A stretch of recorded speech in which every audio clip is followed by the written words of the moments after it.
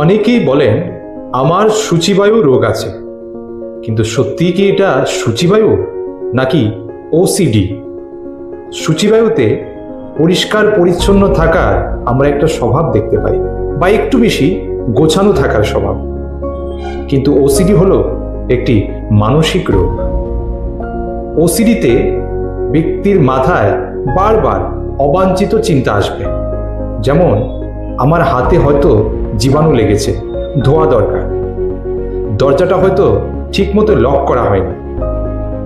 বারবার এই চিন্তা থেকেই তারা বিভিন্ন ধরনের কাজ করে থাকে, যেমন বারবার হাত ধোয়া, দরজা বারবার চেক করা, এবং ওই কাজ করতে তারা খুব বেশি বাধ্য হয়।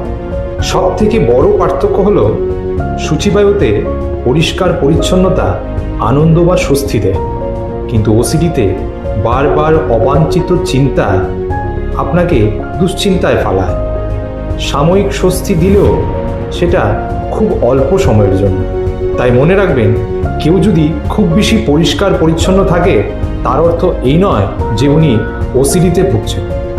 কিন্তু যদি সেটা আপনার গুরুত্বপূর্ণ সময় নষ্ট করে বা সম্পর্ক কাজে খুব বেশি ক্ষতি করে বা আপনার মানসিক কষ্টের কারণ হয়ে দাঁড়ায়, সেক্ষেত্রে একজন মানসিক বিশেষজ্ঞের পরামর্শ নেওয়া জরুরি। মনে রাখবেন, ওসিডি একটি চিকিৎসাযোগ্য মানসিক ব্যাধি।